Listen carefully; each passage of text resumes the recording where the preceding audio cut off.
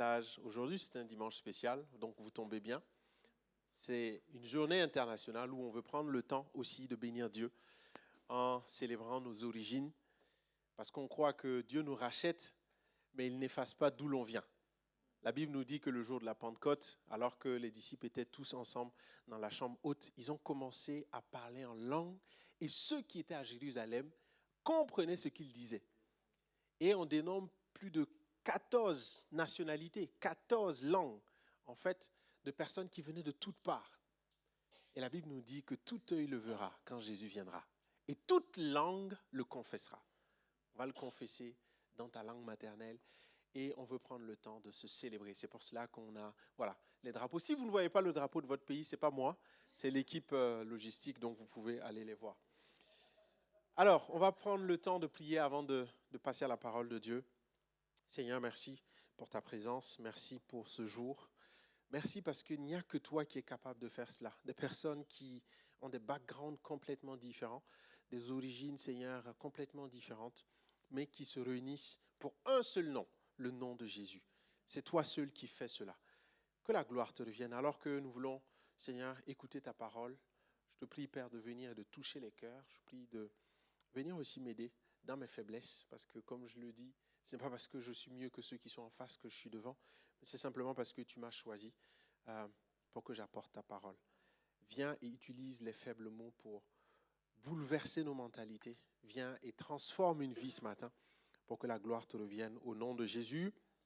Amen, amen, amen. Alors, pour ceux qui sont là pour la première fois, nous sommes dans une série, comme je l'ai dit il y a de cela plusieurs dimanches. Nous voulons prendre le temps de revenir sur des fondements essentiels de la foi chrétienne, basés sur Hébreux chapitre 6, du verset 1 au verset 3.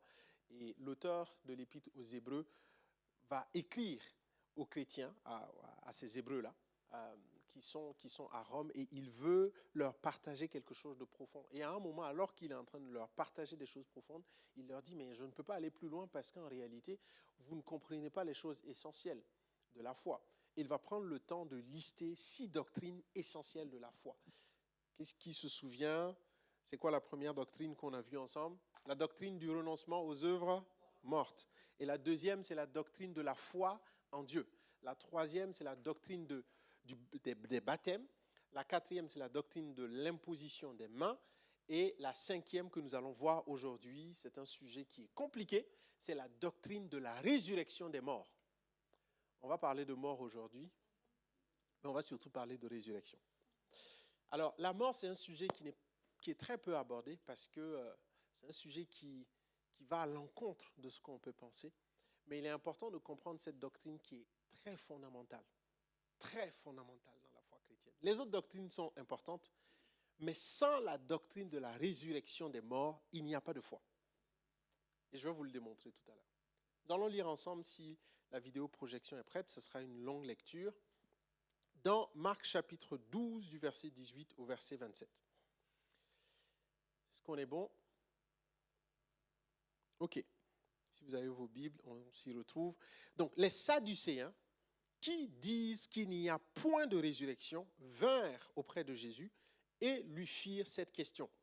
Maître, voici ce que Moïse nous a prescrit. Si le frère de quelqu'un meurt, c'est extraordinaire, et laisse une femme sans avoir d'enfant, son frère épousera sa veuve et suscitera une postérité à son frère. Or, il y avait 7 frères. Waouh! Le premier se maria et mourut sans laisser de postérité. Le second prit la veuve pour femme et mourut sans laisser de postérité. Il en fut de même du troisième. Et aucun des 7 ne laissa de postérité. Après eux tous, la femme mourut aussi. C'est un dilemme. Hein? À la résurrection, duquel d'entre eux sera-t-elle la femme? Car les 7 l'ont eue pour femme. C'est un cas pratique très compliqué. Hein? Jésus leur répondit, n'êtes-vous pas dans l'erreur parce que vous ne comprenez ni les Écritures, ni la puissance de Dieu. Car à la résurrection des morts, les hommes ne prendront point de femmes, ni les femmes de Marie, mais ils seront comme les anges dans les cieux. Pour ce qui est de la résurrection des morts, n'avez-vous pas lu dans le livre de Moïse ce que Dieu lui dit à propos du buisson? Je suis le Dieu d'Abraham, le Dieu d'Isaac et le Dieu de Jacob. Dieu n'est pas Dieu des morts, mais des vivants. Vous êtes grandement dans l'erreur. Scène très compliquée. Et comme je le disais, la doctrine de la résurrection des morts, et vraiment je vous encourage à prendre des notes, parce que ça va susciter beaucoup de questions. Et vous devez connaître cette doctrine-là. Vous devez la maîtriser. Vous devez l'avoir dans votre cœur. Parce que c'est une doctrine qui est fondamentale. Parmi les 6 doctrines fondamentales, mais elle est très essentielle par rapport à la foi chrétienne.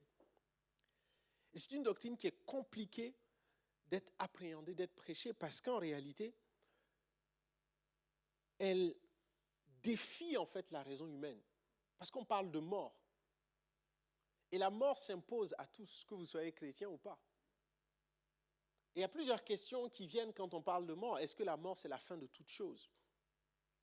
Mais en réalité, quand on regarde au travers de la parole de Dieu, une bonne compréhension de cette doctrine va positivement impacter votre vision des événements passés, des événements présents et des événements à venir.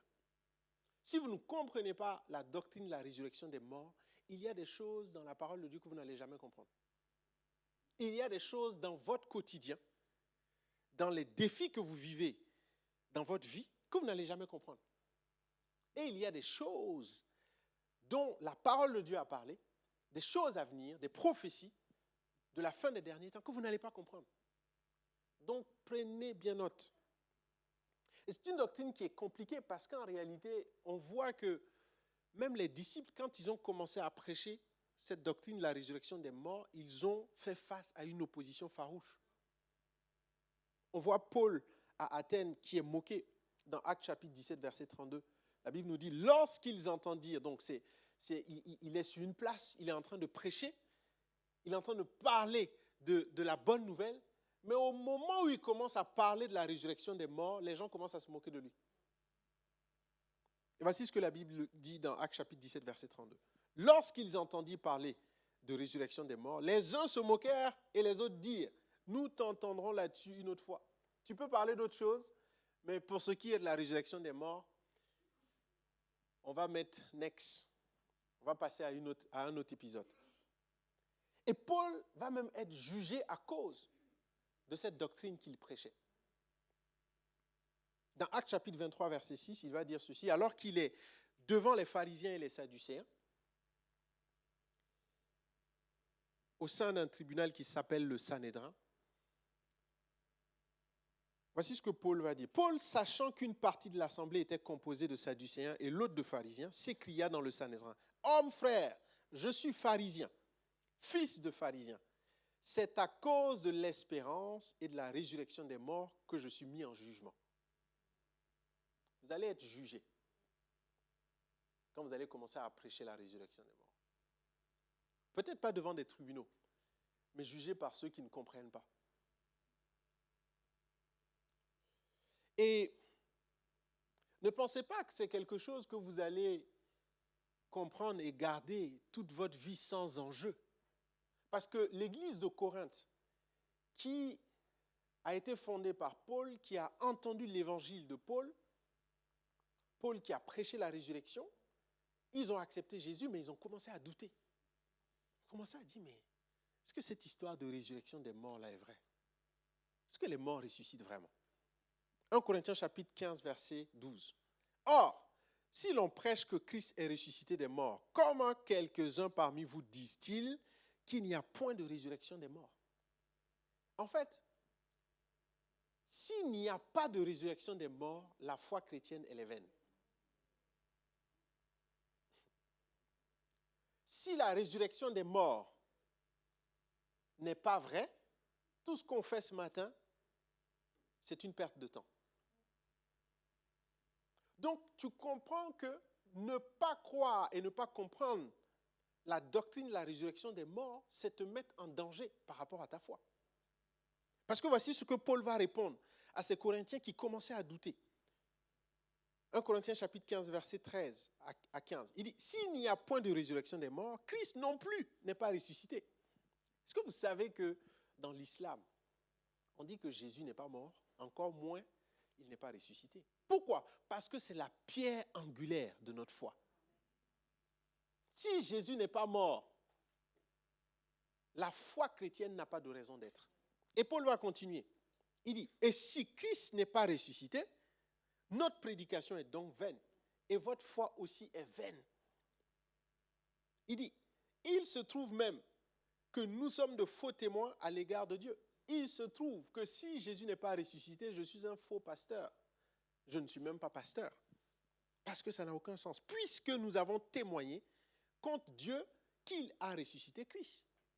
Donc si Jésus n'est pas ressuscité, ça veut dire qu'on ment sur Dieu, puisqu'on dit que c'est Dieu qui a ressuscité Jésus. Si la doctrine de la résurrection des morts n'est pas vraie, c'est que tout ce qu'on prêche est faux.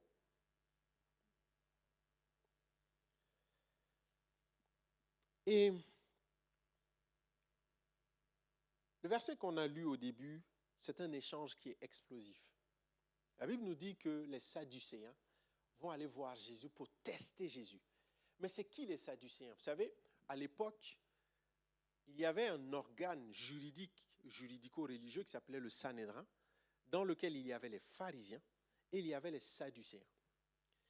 Et la différence entre les deux, c'est que les Sadducéens ne croyaient que dans la Pentateuque, les 5 premiers livres de Moïse, Genèse, Exode, Deutéronome, Nombre et Lévitique. Pour eux, la loi, c'était que ces livres-là. Et les pharisiens acceptaient le livre des prophètes. Et dans les 5 livres de Moïse, de façon claire, il n'y a pas de résurrection des morts. C'est par la suite que dans les prophètes, on va voir qu'il y a une résurrection des morts. Le fils de la veuve de Sarepta qui va ressusciter, on voit cela. Donc du coup, les pharisiens qui croyaient dans ces livres-là, croyaient en fait dans la résurrection des morts.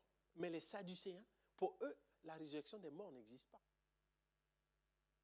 Et en fait, ils vont aller voir Jésus et ils vont lui poser un cas pratique. Ils vont dire à Jésus, écoute Jésus, toi qui prêches la résurrection des morts, toi qui parles de l'éternité et qui dis que ceux qui croient en toi, ceux qui sont morts en croyant en toi vont ressusciter pour régner avec toi. Et il leur dit, mais on va te poser un cas pratique. Parce que dans la loi de Moïse, il est dit que si un homme se marie et n'a pas de postérité, son frère peut prendre la veuve pour faire une postérité à son frère défunt. Il dit, mais on a un cas dans lequel il y a 7 frères. Les 7 frères vont épouser la veuve, mais ils vont mourir sans pouvoir faire d'enfants. Quand ils vont ressusciter, qui va être l'époux? C'est qui va être le titulaire? Qui va être le premier bureau? Parce qu'eux tous l'ont eu comme épouse. Et voici ce que Jésus va leur dire. Le verset 24, Jésus leur répondit, « N'êtes-vous pas dans l'erreur, parce que vous ne comprenez ni les Écritures, ni la puissance de Dieu. » En réalité, la doctrine de la résurrection des morts repose sur 2 fondements. La connaissance du mystère qu'il y a dans les Écritures et l'acceptation et la connaissance de la puissance de Dieu. Parce que pour pouvoir voir et comprendre la résurrection des morts, il faut comprendre le mystère qu'il y a dans les Écritures. En fait, quand ils sont venus voir Jésus en lui disant « Moïse nous a dit », en fait, ils sont en train de dire à Jésus « Nous ne croyons que dans les 5 livres. Tout le reste, on n'y croit pas. On te pose un cas et on te demande de nous démontrer dans ces 5 livres-là si Dieu, au travers de ces 5 livres, a parlé de la résurrection des morts. » En fait, c'était ça leur question.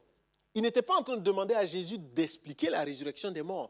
Ils étaient en train de poser un cas en disant à Jésus, si tu es capable de nous démontrer dans les 5 livres que Dieu a prêché la résurrection des morts, alors on croira. Et regardez ce que Jésus va faire. Verset 26. Jésus leur dit, pour ce qui est de la résurrection des morts, il prend un passage de la Pentateuque. N'avez-vous pas lu dans le livre de Moïse ce que Dieu lui dit à propos du buisson ardent? Je suis le Dieu d'Abraham, le Dieu d'Isaac et le Dieu de Jacob. En fait, cette scène est juste extraordinaire. Suivez très bien. Il demande à Jésus de leur démontrer que la résurrection des morts est prêchée dans la Pentateuque.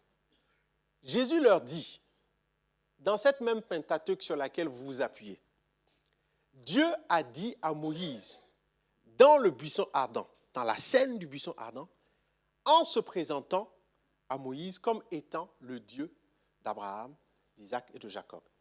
Mais regardez ce qu'il dit. Il dit, je suis le Dieu d'eux. Mais les 3 personnes qu'il a citées sont mortes. Il n'a pas dit, j'étais le Dieu. Il dit, je suis le Dieu. Et il continue en disant, Dieu est le Dieu des vivants. Je suis le Dieu, comme si Abraham, Isaac et Jacob continuent toujours à vivre malgré qu'ils soient morts biologiquement. Et pourtant, Dieu est le Dieu des vivants. Dieu n'est pas le Dieu des morts. En fait, Jésus va sur leurs critères d'évaluation pour leur faire comprendre qu'ils ne comprennent pas les Écritures. Et en plus, il va plus loin en disant, vous ne comprenez pas les Écritures, ça c'est la première des choses, et vous ne connaissez pas la puissance de Dieu. Parce que la résurrection des morts n'est pas simplement limitée à une histoire de mystère, c'est aussi une question de puissance. Qu'est-ce qui est impossible à Dieu? Ne pas croire en la résurrection des morts, c'est ne pas avoir la foi en la puissance de Dieu.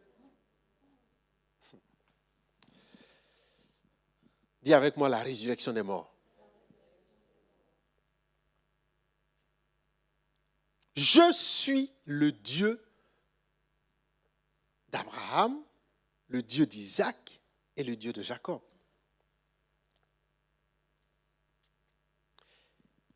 Et quand Jésus rappelle ce passage, parce que c'est dans Exode, que Dieu se révèle à Moïse en lui disant « Je suis le Dieu d'Abraham, d'Isaac et de Jacob ». En fait, Jésus est en train de dire « Ces personnes-là sont mortes, biologiquement, mais elles continuent de vivre devant Dieu. » Et en disant cela, parce qu'il dit « Je suis le Dieu, je continue à être leur Dieu », parce qu'il y a une alliance que Dieu a faite à Abraham, il y a une alliance que Dieu a faite à Isaac et il y a une alliance que Dieu a faite à Jacob qui ne peut s'accomplir qu'au travers de la résurrection. Ils sont morts biologiquement, mais Dieu continue à être leur Dieu et l'accomplissement de cette alliance ne peut se faire que dans un corps glorifié. Dis avec moi la résurrection des morts. Tu vas comprendre beaucoup de choses aujourd'hui. Alors, c'est important d'entrer dans la parole de Dieu de façon profonde et de comprendre cette doctrine-là pour avoir une intelligence complètement renouvelée. Mais nous allons aller pas à pas. La Bible nous dit, dans Genèse chapitre 2, verset 17, Dieu dit à Adam, « Le jour où tu mangeras, tu mourras. » Parce qu'il n'y a pas de résurrection s'il n'y a pas de mort. Vous êtes d'accord avec moi? On ne peut pas parler de résurrection s'il n'y a pas de mort. Et cette doctrine concerne les vivants, mais s'applique aux morts. C'est seuls les morts qui ressuscitent. Mais on prêche aux vivants. Elle concerne les vivants, mais elle s'applique aux morts. Et quand on va au début de toute chose, Dieu dit à Adam, tu peux manger de tout ce qu'il y a là. Mais le jour où tu désobéis à ma parole et tu manges l'arbre de la connaissance du bien et du mal, tu vas mourir. Et vous connaissez la suite de l'histoire. Adam va manger avec son épouse.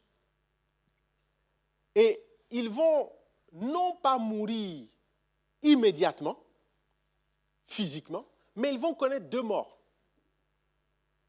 Ils vont connaître une mort spirituelle immédiate, avec des signes palpables. Verset 7, ils vont connaître la honte. La honte n'est pas compatible avec la vie. Non. Ils vont se cacher. Ils vont connaître la peur. Ils vont commencer à s'accuser l'un l'autre au lieu de confesser. Et surtout, Genèse chapitre 3, versets 23 à 24, ils vont être chassés du jardin. La mort spirituelle, c'est le fait d'être déconnecté de Dieu. Parce que Dieu est la vie, et tout ce qui n'est pas au contact de Dieu est mort. Donc, ils vont connaître une mort spirituelle instantanée. Mais ils vont aussi connaître un deuxième type de mort, qui est une mort programmée. C'est la mort physique. Parce que de par cette obéissance, la corruption va entrer dans leur corps.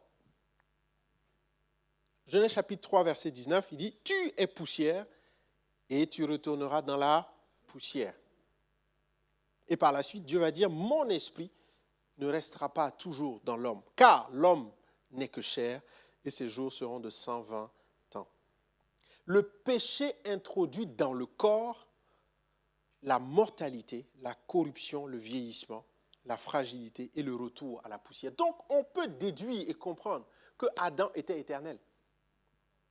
Parce que si Dieu dit, à cause du péché, maintenant tes jours sont comptés, c'est que ses jours étaient illimités. Donc, il y a deux conditions. Il y a une première condition, pour parler de résurrection des morts, il faut une résurrection spirituelle. Mais la résurrection spirituelle, si on se limite à là, elle n'est pas complète. Il faut une résurrection physique, dans un corps qui n'est pas limité. Et là, la mort va entrer. Mais Dieu, qui est un Dieu puissant, qui est un Dieu souverain, qui n'est pas limité par la mort. Parce que, souvenons-nous, c'est l'homme qui choisit la mort. Dieu dit, le jour où tu mangeras, tu mourras. C'est l'homme qui choisit d'aller vers la mort. Mais Dieu n'a pas changé. Et Dieu se choisit un peuple. Parce qu'il veut toujours racheter l'homme. Parce qu'il veut ramener l'homme à lui. Parce qu'il veut ramener celui qui est mort à la vie. Dieu se choisit un peuple. Parce qu'il avait un plan.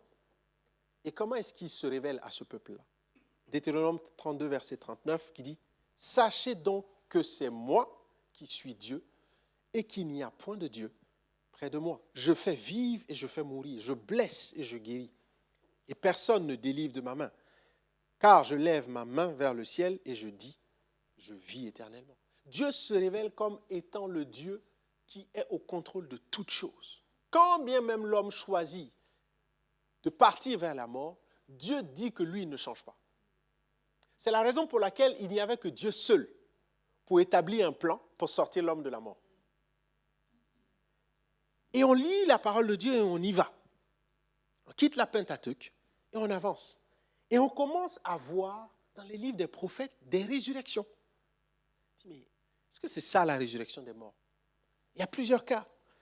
Le fils de la veuve de Sarepta, le fils de la Sunamite, Kéli, cet enfant qui est mort. Et il vient, il se couche sur l'enfant, il repart, il prie, il revient, il se couche sur l'enfant. Et l'enfant revient à la vie.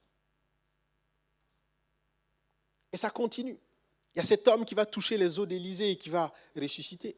Et Jésus lui-même, dans le Nouveau Testament, va venir, va guérir, va plutôt ressusciter. Certaines personnes, la fille de Jairus, la veuve de Naïn, va ressusciter Lazare. Et certainement plein d'autres, parce que la Bible nous dit que tout ce que Jésus a fait n'a pas pu être écrit, parce que tous les livres ne suffiraient pas. Mais, il y a un mais. Ces résurrections n'étaient que partielles. Pourquoi? Parce que la vie revenait, mais toujours dans un corps mortel. Ces résurrections n'étaient que l'homme des choses à venir. Ces résurrections n'étaient que des signes annonciateurs de ce que Jésus allait faire. C'est la raison pour laquelle la Bible nous dit que le jour de la Pâque, avant cela, Jésus va être traîné. Il va être flagellé. Il va porter la croix. Il va mourir. Pourquoi? Parce qu'il fallait qu'il expérimente la mort pour expérimenter la résurrection. Il fallait qu'il connaisse la mort dans le corps charnel que nous avons, qu'il connaisse par la suite la résurrection pour nous donner une chance. Parce que la mort, la résurrection spirituelle était possible, puisqu'on voyait des personnes qui étaient parties revenir. Mais le corps était l'étape ultime. Et Jésus va ressusciter. Et alors qu'il ressuscite, la Bible nous dit qu'il ressuscite avec un corps glorieux. Thomas qui dit, Jésus, je ne crois pas que c'est toi. Et il lui dit, mets ta main là où il y a la plaie. Si tu es blessé, est-ce que tu vas oser dire à quelqu'un de mettre sa main dans ta plaie? Non. La marque était là, mais la douleur avait disparu. Pourquoi? Parce que le corps était glorifié.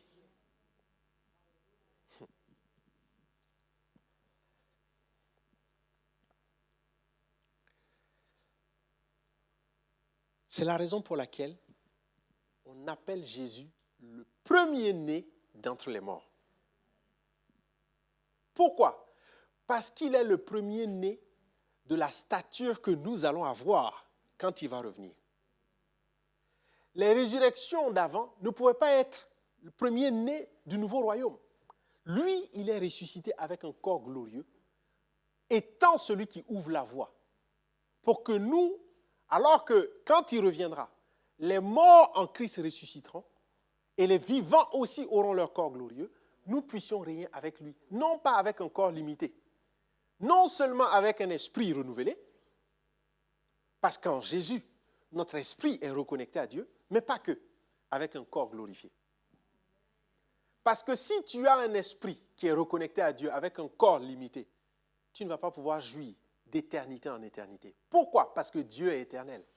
Et il veut que ceux qui vont venir vivre avec lui soient éternels.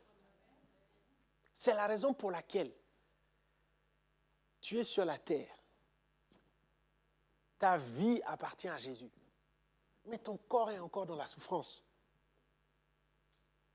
Est-ce que tu comprends ce matin? Parce que tant que tu n'as pas un corps glorifié, tu vas subir les conséquences d'un corps limité.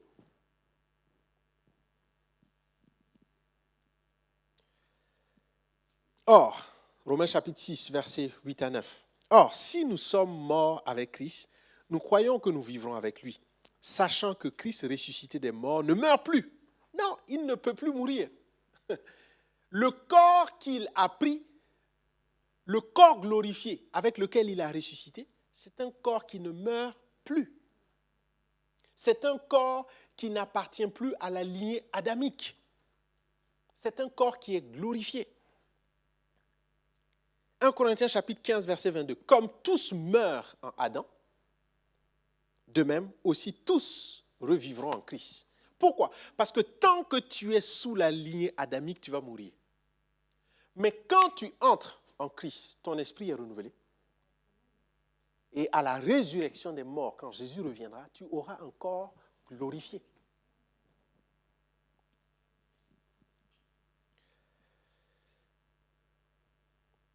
Christ est ressuscité des morts. Il est les prémices de ceux qui sont morts. C'est le prototype de ce qu'on sera. C'est le modèle par excellence de ce qu'on sera quand on sera au ciel. Et lorsqu'on lit la parole de Dieu, on voit que la résurrection des morts ne va pas concerner seulement que ceux qui meurent en Christ. Parce que oui, effectivement, ceux qui sont morts en Christ sont appelés des justes. La Bible nous dit que ce sont les premiers qui vont ressusciter. 1 Thessaloniciens chapitre 4, verset 16. Il dit, « Car le Seigneur lui-même a un signal donné, à la voix d'un archange et au son de la trompette de Dieu, descendra du ciel et les morts en Christ ressusciteront premièrement. Ensuite, nous les vivants. » Comme je l'ai dit, la résurrection des morts concerne les vivants, mais elle s'applique aux morts. Il dit, nous les vivants, qui seront restés, nous serons tous enlevés avec eux sur des nuées à la rencontre du Seigneur dans les airs, et ainsi nous serons toujours avec le Seigneur. Comme je l'ai dit, il n'y a pas que ceux qui sont morts en Christ qui vont ressusciter. Il y a aussi ceux qui ne sont pas morts en Christ, que la parole de Dieu appelle les injustes. Mais ils vont ressusciter, mais sans corps glorieux. Jean chapitre 5, verset 29. L'heure vient où tous ceux qui sont dans les sépulcres entendront sa voix et sortiront. Ceux qui auront fait le bien ressusciteront pour la vie, mais ceux qui auront fait le mal ressusciteront pour le jugement. Tous les morts ressusciteront, mais les injustes ressusciteront pour le jugement. Donc la résurrection des morts concerne tous les morts.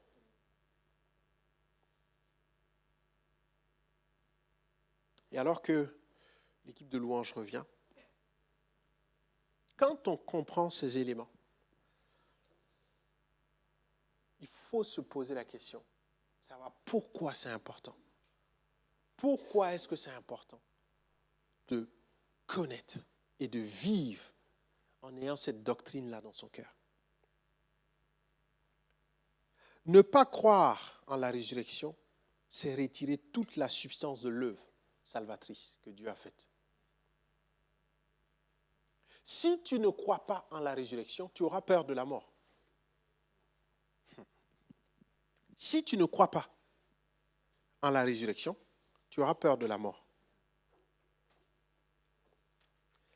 Si tu crois que Dieu est capable de ressusciter, tu n'auras plus peur de la mort. C'est parce que Abraham croyait que Dieu était capable de ressusciter Isaac qu'il était prêt à sacrifier Isaac.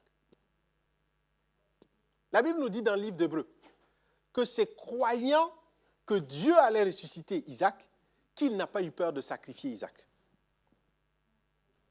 Tu sais, alors que je préparais ce message, le Seigneur m'a vraiment parlé. Il m'a dit, il y a des gens qui ont peur de la mort. Il y a des gens qui ont peur de la mort, peur de mourir. Il y a des bruits de guerre. Il y a comme des pensées qui viennent. Mais tu vas mourir. Puis ta vie te sera ôtée. Comme si la mort était une fin en soi. Non. Peut-être que tu vas mourir. Mais il faut que tu crois que Dieu est capable de te ressusciter. Tu as manqué une bonne occasion de dire Amen. Parce que si tu ne crois pas en la résurrection, tu auras peur de la mort. Et la peur de la mort va te pousser à faire des choses incroyables. Vous savez, peut-être qu'en France, on ne mesure pas l'impact de la persécution. Mais il y a des pays où on te dit, soit tu renonces à ta foi et on te laisse vivre, soit tu maintiens et persévères dans ta foi et on te tue. Si tu es dans ces conditions et tu ne crois pas en la résurrection, tu vas renoncer à ta foi. Si tu ne crois pas que Dieu est capable de te ressusciter, tu vas fuir et tu vas dire, Jésus, au revoir, je préfère garder ma vie.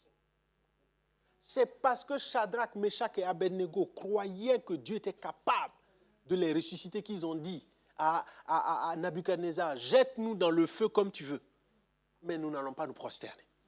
Si tu ne crois pas en la doctrine de la résurrection des morts, la mort va avoir le pouvoir sur ta vie.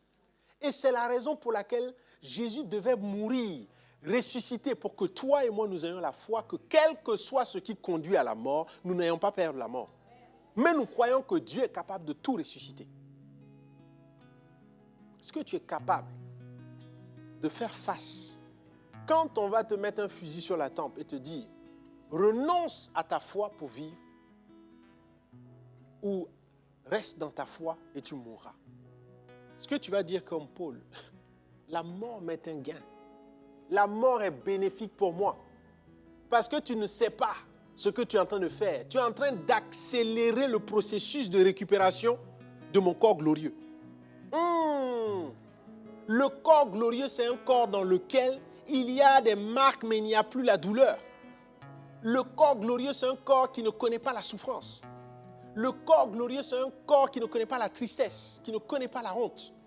C'est la raison pour laquelle un Pierre qui a renié Jésus 3 fois, parce qu'il n'avait pas compris la puissance de la résurrection. Jésus n'était pas encore ressuscité. Donc Pierre s'est dit, mais attends, j'ai suivi Jésus 3 fois, je l'ai vu faire des miracles. Mais moi-même, je vais aller mourir. Ah non, je ne veux pas. Ah non, je ne peux pas. Parce qu'il n'avait pas saisi la puissance de la résurrection. Et Jésus lui dit, tu sais Pierre, en réalité, tu vas me renier 3 fois. Est-ce qu'on peut baisser juste le... Tu vas me renier 3 fois. Et Pierre va renier Jésus 3 fois. Mais écoutez, Jésus ressuscite. Ils sont dans cette chambre haute. Le jour de la Pentecôte, des langues semblables à des langues de feu se posent sur chacune de leurs têtes. Et ils commencent à parler en langue. Et ce Pierre qui a renié Jésus va se tenir devant cette foule de 3000 personnes et va dire, ce Jésus que vous avez crucifié est ressuscité. Parce que maintenant, je crois en la résurrection des morts. Il le dit alors qu'il sait qu'il est sur le même terrain sur lequel les Sadducéens qui ne croient pas en la résurrection des morts avaient le pouvoir de lui ôter la vie. Il savait que les Sadducéens pouvaient dire, coupez-moi la tête de Pierre. Et il dit, je préfère mourir parce que vous allez accélérer les choses. Je suis connecté avec Christ, mais c'est seulement en esprit. Je veux mon corps glorieux.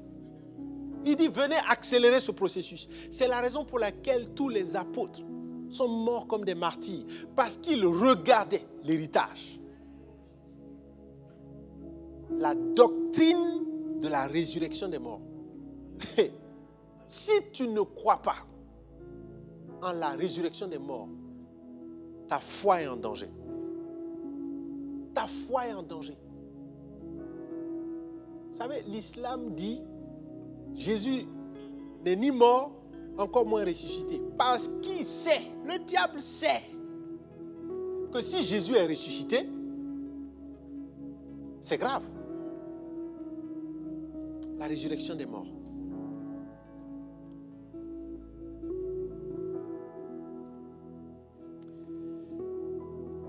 Et j'aimerais te dire une chose. Quand tu comprends cette doctrine, tous tes proches qui meurent dans le Seigneur, tu sais que cette doctrine est une consolation. Vous savez, j'ai eu l'occasion d'apporter la parole de Dieu à des obsèques. Et on peut voir la tristesse. On peut vraiment voir la tristesse. Et quand je préparais ce message, je me dis, mais Yves, est-ce que vraiment tu crois, quand tu perds un proche qui meurt dans le ciel, est-ce que vraiment tu crois que tu vas revoir ce proche? Est-ce que vraiment tu crois? Non, laissons les choses de côté. Est-ce que vraiment tu crois que tu vas revoir la personne ou pas? Si tu crois en la résurrection des morts, ça sera une consolation pour toi. Tu es même pressé de rejoindre la personne. Je ne parle pas de se suicider. Ne vous suicidez pas. Comprenez bien mon message. Mais je parle de comprendre les mystères. Parce que les Sadducéens disaient à Jésus, quand tu meurs physiquement, la mort t'a eu pour toujours. Et Jésus lui dit, non, tout n'est pas encore fini. Parce que ceux qui sont morts en Christ, ils sont dans l'attente. Dieu est toujours leur Dieu jusqu'à ce qu'il ressuscite. Je suis le Dieu d'Abraham, je suis le Dieu d'Isaac et je suis le Dieu de Jacob. Et quand tu comprends ça, tu comprends que l'heure est urgente pour tes proches qui ne connaissent pas le Seigneur. Parce que tu sais que quand ils sont morts, c'est fini. Il n'y a plus de marche arrière possible. La résurrection des morts concernera aussi bien ceux qui sont morts en Christ, mais aussi ceux qui ne sont pas morts en Christ. Ceux qui sont morts en Christ vont ressusciter avec un corps glorieux. Ils ne connaîtront pas le jugement. Mais ceux qui sont morts sans le Seigneur, ils vont se réveiller sans corps glorieux. Sans corps glorieux pour le jugement. Et là, tu dis, mais Seigneur, waouh, C'est fou en fait. Je ne peux pas connaître ça. Je ne peux pas comprendre ça et ne pas prier pour mes proches. Et ne pas demander au Saint-Esprit de créer une occasion pour que je puisse partager l'Évangile.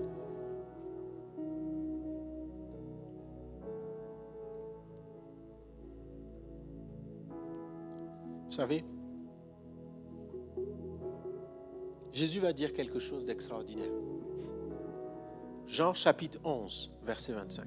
Il dit, « Je suis la résurrection. » La résurrection n'est pas simplement un acte, c'est une personne. Jésus dit, lui, il est la résurrection. Pourquoi? Parce que celui qui vient à lui ne connaîtra pas la mort. Il va connaître la vie. Il dit, je suis la résurrection et la vie. Celui qui croit en moi vivra. Quand même il sera mort. Et ici on parle de mort physique.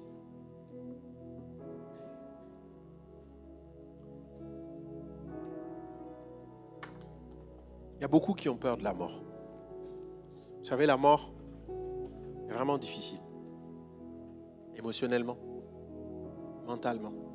Tu as peut-être perdu quelqu'un de cher. Et tu es peut-être là et tu as peur de la mort. Mais Dieu veut te libérer de cela. Ce matin, Dieu veut te libérer de cette mort. Parce que celui qui a peur de la mort est déjà vaincu. Mais si tu n'as pas peur de la mort, tu vas faire des choses extraordinaires. Vous savez, avec mon épouse, on en parlait hier de cette thématique. On s'est dit, mais aujourd'hui, il y a plusieurs types de morts. Il y a aussi une mort sociale. Il y a une mort à l'image que les gens peuvent projeter de toi. Et comme tu as peur de mourir, comme tu as peur de perdre la face, c'est une forme de mort. Tu as peur. Tu acceptes d'entrer dans le compromis. Tu as peur de rester seul. Tu as peur de perdre la face devant tes collègues. Tu as peur du regard des autres parce que tu dis, mais si je ne me compromets pas, mais je vais être éteinte. Je ne vais plus avoir le respect. Je vais être comme morte. Et cette peur te pousse à rentrer dans le péché. Cette peur te pousse à rentrer dans le compromis. Alors que si tu n'as pas peur de la mort, encore plus, si tu crois en la résurrection, tu me dis, écoute, mon patron, je ne vais pas me compromettre. Tu vas me tuer en me virant. Mais je sais que Jésus va me ressusciter en me donnant un nouveau travail. Si tu comprends la doctrine de la résurrection des morts, il y a des choses qui vont changer dans ta vie. Tu ne vas plus avoir peur de te confronter à ce qui tue. Non, tu ne vas plus avoir peur. Tu ne vas plus avoir peur. Parce que ce qui tue fait toujours peur. Mais quand tu surpasses cette peur, parce que tu sais qu'il y a un Dieu qui est capable de te ressusciter, tu sais que tu es devenu Highlander. Les gens t'ont tué, mais tu reviens encore. Tu reviens. Parce que tu as le Dieu qui ressuscite d'entre les morts. Et Dieu veut te guérir ce matin. Dieu veut enlever la peur. Ton âge avance et tu commences à te dire, je vais bientôt mourir. Non! Tu ne vas pas bientôt mourir, tu vas bientôt avoir un corps glorieux. Non! J'ai peur. Non, tu ne dois pas avoir peur. Tu dois garder ta foi. Est-ce qu'on peut se lever? J'aimerais faire un appel. Si ce message t'a touché d'une manière ou d'une autre, viens devant, on va prier pour toi. Je demandais aux anciens pasteurs, viens devant. Ne regarde ni à gauche ni à droite, parce que Dieu veut remplir ton cœur, Dieu veut remplir ton cœur de sa paix. Peut-être que tu as perdu un être cher et tu ne sais plus comment faire. Et tu te dis, mais je suis tellement triste que je n'ai pas d'espoir. La résurrection des morts est un message d'espérance. Viens devant, ne regarde ni à gauche ni à droite. Jésus, si tu as une quelconque peur, une quelconque difficulté à comprendre, à accepter un deuil, Dieu veut te toucher ce matin. Dieu veut te toucher ce matin. Alléluia. Besoin d'être aimé, Alléluia. ton amour sans limite, que ta grâce coule en moi. Alléluia. Besoin de la bonté d'un sauveur, l'espoir des nations.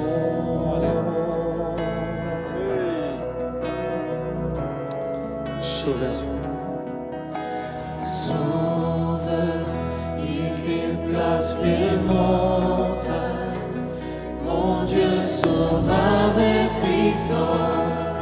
Il sauve avec puissance. Pour toujours, créateur du salut. Jésus a vaincu la mort. Il a vaincu la mort. Jésus, Sauveur.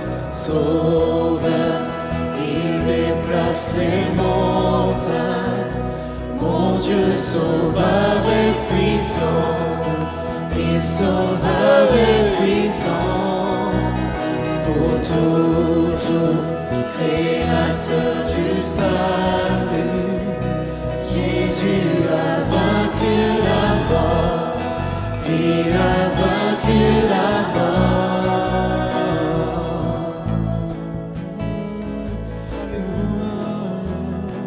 Il a vaincu la mort. Prends-moi tel que je suis. Prends-moi tel que je suis. Mes peurs et mes échecs.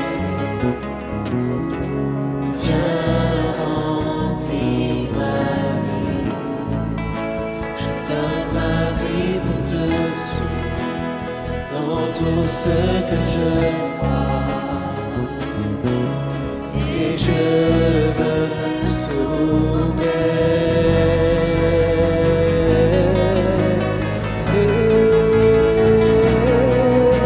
Sauveur qui déplace les montagnes, mon Dieu sauve avec puissance, il sauve avec puissance.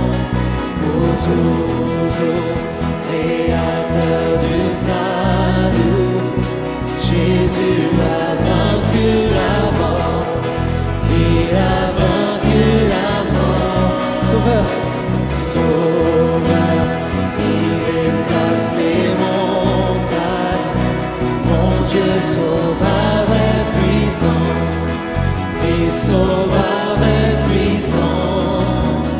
Pour toujours, créateur du salut, Jésus a vaincu la mort, il a vaincu la mort. Resplendis, resplendis pour que le monde voie. Nous chantons pour la gloire du roi ressuscité. Jésus, resplendis pour que le monde voie. Nous chantons pour la gloire du roi ressuscité. Jésus, resplendis pour que le monde voie. Nous chantons pour la gloire du roi ressuscité. Jésus, resplendis pour que le monde voie. Nous chantons pour la gloire du roi ressuscité. Sauveur, il déplace les montagnes. Mon Dieu sauve avec puissance. Il sauve avec puissance. Pour toujours, créateur du salut, Jésus a vaincu la mort.